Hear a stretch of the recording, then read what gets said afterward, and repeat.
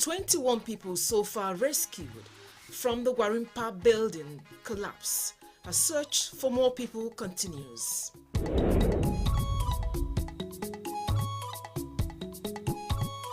Religious leaders call for peaceful conduct of the 2023 general elections. And non-governmental organization enhances vocational training, continues to hunt for talent in schools. A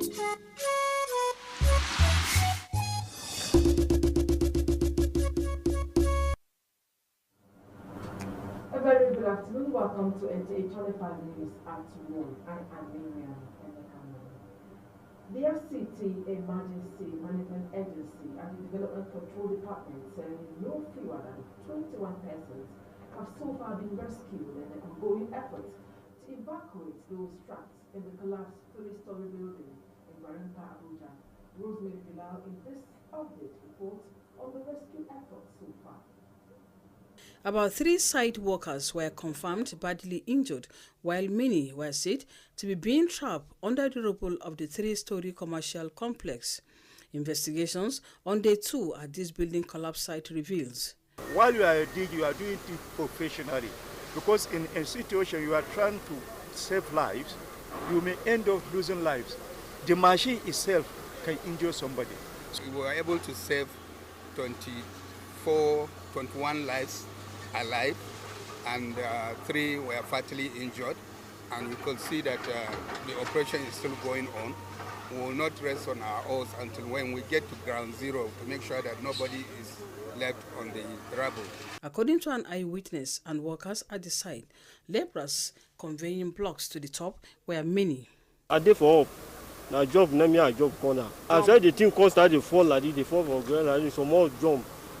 All of us before where the jump 3 people die at a spot. Now only me with one guy.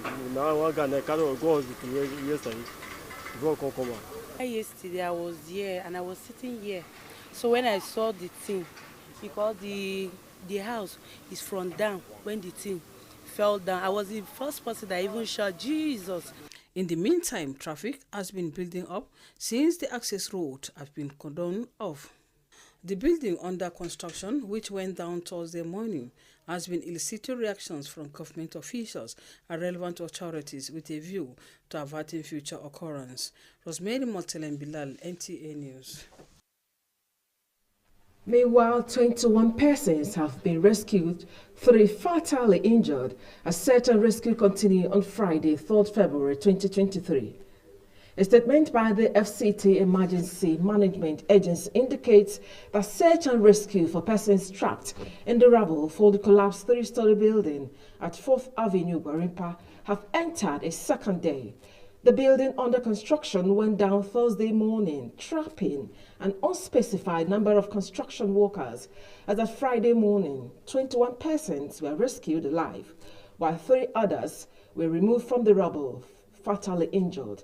A rescue team comprising FEMA, NEMA, Red Cross, Nigerian Police, Civil Defense Corps, FRSC, and some construction companies are on the ground to come for victim preliminary reports indicates that the land area where this property was standing on does not look well and stabilized. There is a presumption of inferior material in the construction and workmanship. Speaking at the scene, Director General of the FEMA, Dr. Abbas Idris, commended all the emergency workers and stakeholders involved in the rescue operations. In the meantime, the FCT Commissioner of Police, Abubakar Sadiq, has pledged support to building regulatory bodies in the Federal Capital Territory following the unfortunate collapse of a 3-story building under construction in Warimpa. The Commissioner of Police, who personally visited the scene, assured that the FCT Police will provide all necessary support to ensure the ease of the rescue operations and ensure hoodlums do not take advantage of the situation. The Commissioner of Police, who described the situation as very unfortunate, called on the residents of the area to remain vigilant and to report any suspicious movement to the police. He equally pledged the support of the command to the aid of the functions of building regulatory and investigative bodies within the FCT. He prayed that the victims, especially those reportedly trapped under the rubble, will be rescued and stabilized accordingly.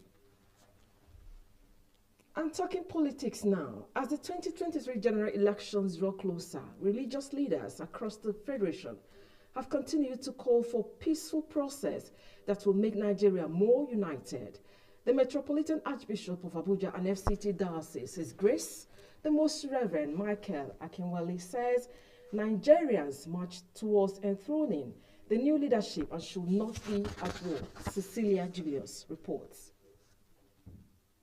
The Christian cleric, in his prophetic message, warned those who are drumming the beat of war to exercise patience as Nigeria is too big to be allowed for distraction.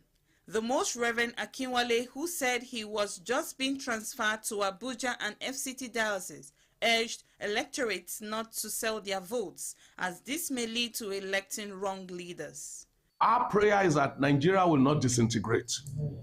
We are committed to that. We are committed to peace. We have no other place to go. This is our country.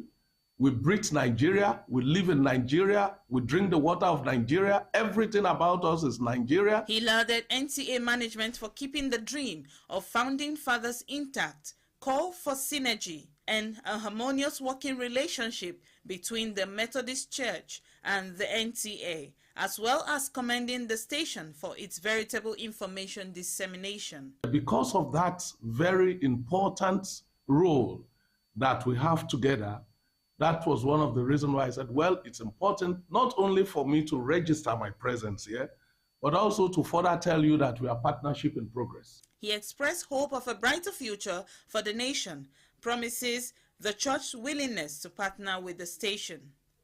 NTA Channel 5 General Manager Paul Ate, who received the guests on behalf of the Director General, Salihu Abdulhamid Dembos, commended the clerics for preaching peace among Nigerians. Prayers were offered for the NTA and Nigeria, as well as forthcoming general election. Cecilia Julius, NTA News.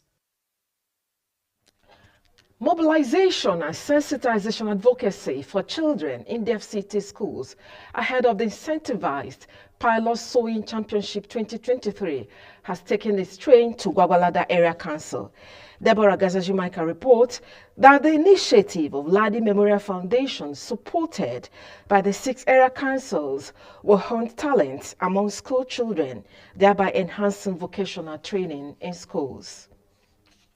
The initiative, flagged off in January 2023, is open to all school children between the age bracket of 12 and 20 within the 6 area councils of the FCT. Project coordinator and executive director, Ladi Memorial Foundation, Rosemary Ojo-Chenemiri, echoes that the incentivized Pilot Sewing Championship is tailored towards empowering the young generation with sewing skills. It's actually a project that was approved for funding by UNESCO under the participation program, and it's called Strengthening Stakeholder Support for Technical, Vocational and Education through the Incentivized School Sewing Championship.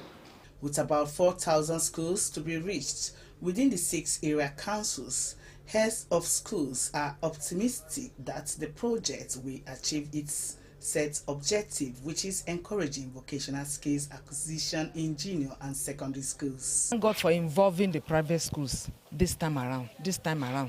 It is an opportunity for us to discover the potentials in our students. This project is a very laudable one, and I am impressed. While the question of whom will groom the school children to qualify for the competition puzzles in the minds of school principals is left unanswered, the interactive session continues to better the people's understanding about the project, as interest was displayed in the course of the sensitization. Mobilization and advocacy talk climaxed in Gwagwalada with presentation of funds for onward distribution to interesting contestants.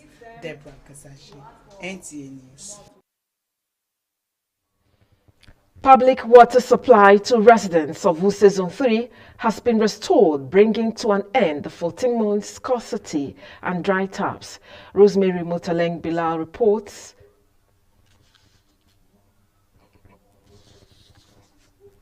Following complaints of water scarcity in Wuse Zone 3 and other FCT residents, the FCT Water Board swung into action by deploying its engineers to resolve the lingering issue. Residents of Wuse Zone 3 confirmed that the supply of water has stabilized in the neighborhood after more than 14 months of dry taps. They expressed gratitude to God and to the Water Board for their timely intervention. We feel very happy because as a community and in our own small way, we have demonstrated that there are competent people in Nigeria, there are responsible people in Nigeria who can drive change. It's not good to give up on Nigeria. We believe in Nigeria, we believe that things will work. We were very patient, we followed, we wrote them meticulously, we keep reminding them. But we thank God for the new management that come on board in AMAC, the general manager who put everything. And we thought it's a joke, you know, because we have tried everything we could humanly possible. And the man, actually, he even came here by himself to inspect it, to do all those things. To our surprise, we see that. And for us, it is a joyous thing because for over 2 years, I haven't seen water come close to my flat. But as we speak, it's rushing now in my flat. I have to go. He said so, and he accomplished it. I have little nothing to say, but I wish him success in his office. He is a good example of a good leader. The General Manager, FCT Water Board, Tawid Amuson, says making water available for FCT residents is his core duty. I've expressed gratitude. They have even committed into writing, but I reminded them that the idea of having government is to serve the people. We are simply doing what we are mandated to do. I appreciate their being grateful, but like I told them, we are here to do the work, so there may not be need to really express those words to us. He appeals the FCT residents with water challenge to be calm, promising that the organization will attend to all the water problems. We appeal to them to be very patient with us. We would wish to give everybody water as well they need them, because that is in our interest. When you give water, you also get revenue. You serve the people. You reduce incidence of waterborne disease. You attain the SDG goal of water for all, not leaving anybody behind. That is what we want. So it's not our joy that we don't have water. We address, we allocate the problem, we investigate it, and we address them as they come. It is hoped that the intervention will continue to ensure life is sustained, as water, they say, is life. Rosemary Motelem Bilal, NTA News. You're watching NTA Channel 5 News at 1 p.m. And still to come.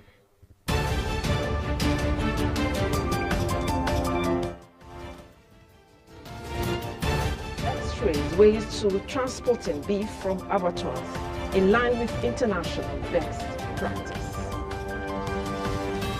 The immediate cause of the latest queues in Abuja remains unknown. Conceived with the intent to ease the flow of traffic in the nation's capital. Whichever way it turns out, either to consolidate on the existing mandate or institute a new dispensation. Located within the Abuja Municipal Area Council, AMAC. How much do people know about ADR? Are charting a path to having more youth participate in governance, in addition to building young entrepreneurs. Residents of the Federal Capital Territory are calling on the federal government to, as a matter of urgency, look into the situation. You have to strike a balance to have a future that you don't have to regret. Like experts say, what kills really is fear. In Abuja, Onoze Yakubu, NTA News.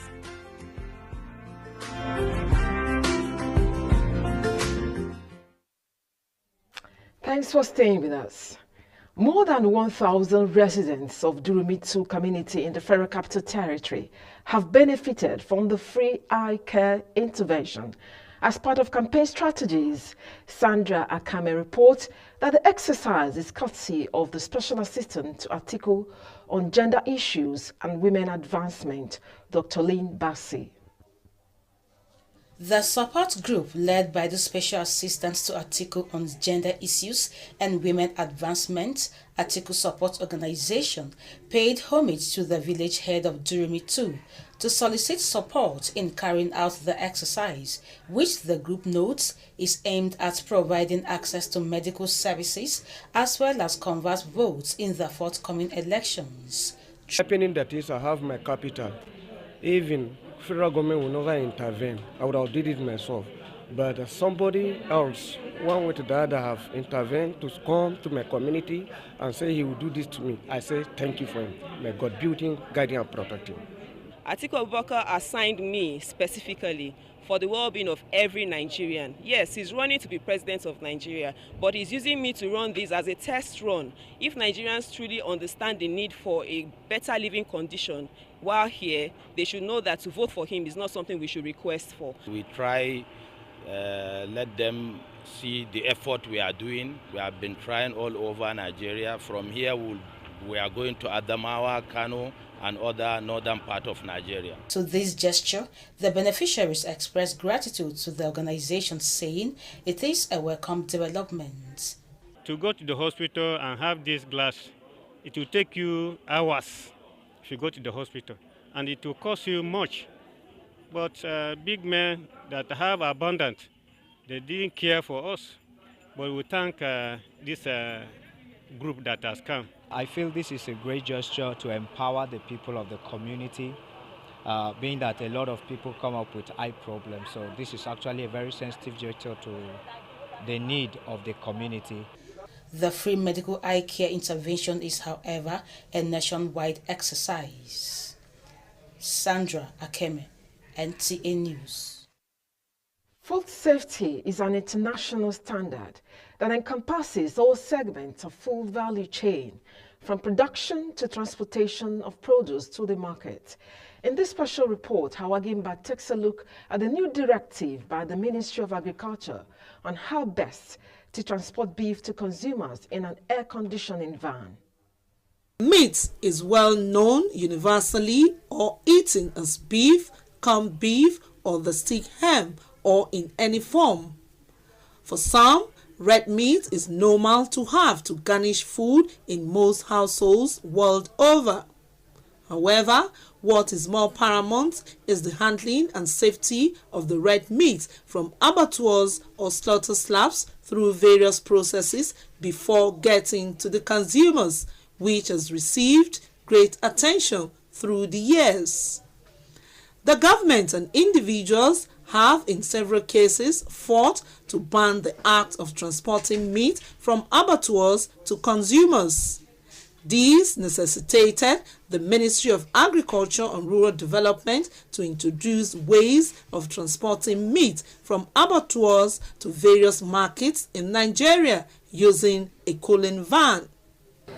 But the problem is that it has to go round. You understand? Then we advise people to buy meat from authorized places. Very appreciate it, and it's a big development. And now we recognize that government, no butchers there in the city. The administration of Muhammad Musa Bello and the FCT had in past years stopped the transportation of meat in different forms, especially the use of motorcycles to deliver to the markets. A visit to some abattoirs and the FCT to monitor the new directive by the Minister of Agriculture elicited this reaction. That would be better if it is a cooling. They have a cooling van providing that. I think it's a good development. Okada and wheelbarrow they are using is very, very bad. While Nigerians wait to see the implementation of the new method of transporting meat using cooling vans, it is hoped that the initiative will be sustained to complement the saying that health is wealth. Hawagimba, NTA News. Many thanks, Hawa, and now let's join Aisha Bali for business news.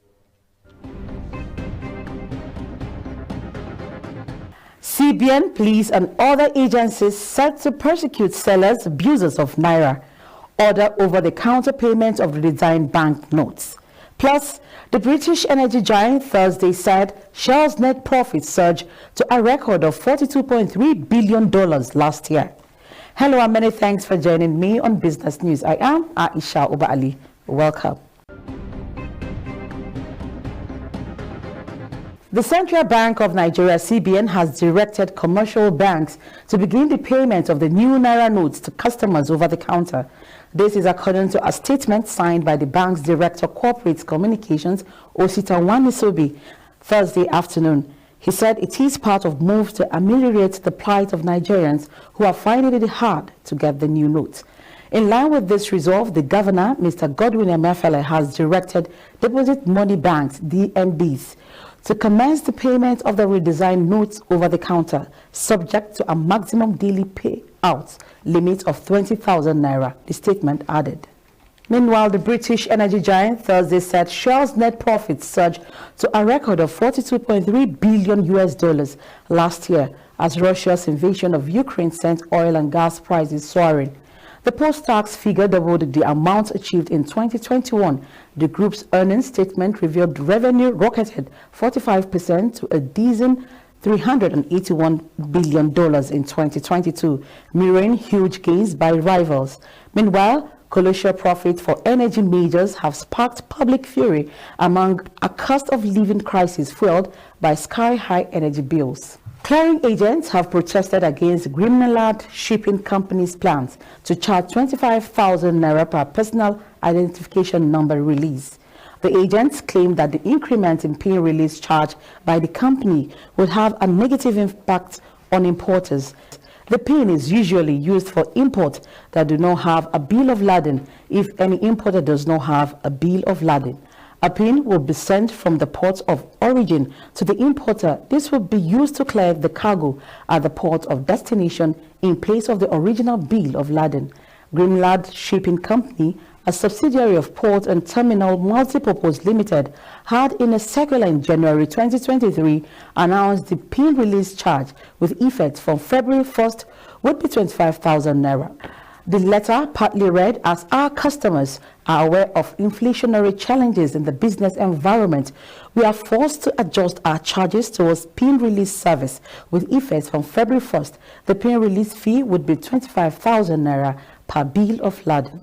Director General of the agency, Olawale Fasanya, disclosed this at the closing of the training for 80 women on self-employment program in Lokoja, Kogi State. The Deputy Director of Planning, SMIDEN, Malam Haruna Shoaibu, who represented the Director General, assured that SMIDEN will continue to support all entrepreneurs nationwide. That's the much you can take. Stay tuned for the continuation of the news. Thank you.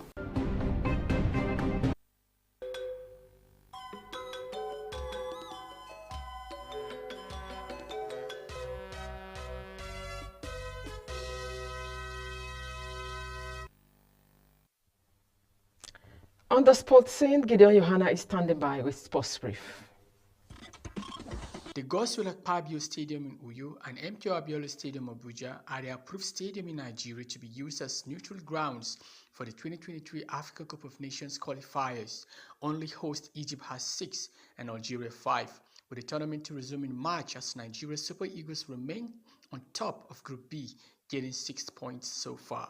Meanwhile, following the assault incident carried out on assistant referee at the Samson Siasia Stadium in Yenogua between Bayelsa United versus Domo FC February 1, the Interim Management Committee (IMC) has acted swiftly with its hammer.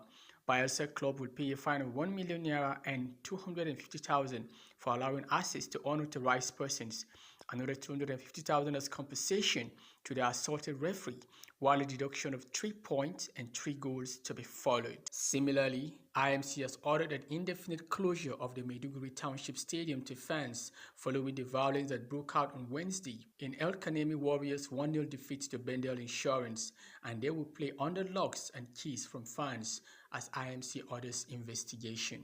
Elsewhere, Mason Greenwood could be playing again following the development that all charges related to rape and assault against the Manchester forward has been dropped, with the final trial set for November 27, 2023. Australian tennis star Nick Kyrgios has pleaded guilty, thereby avoiding a conviction after assaulting his ex-girlfriend on January 10, 2021, when the Canberra court magistrate called it a single act of stupidity. Kyrgios claimed to have been in bad mood and couldn't control the situation, so he pushed her. With Sports Brief, Gideon Yohana, NTA News.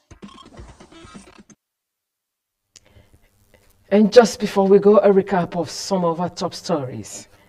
21 persons have been rescued as search continues for more people trapped in the Gwarinpa building collapse.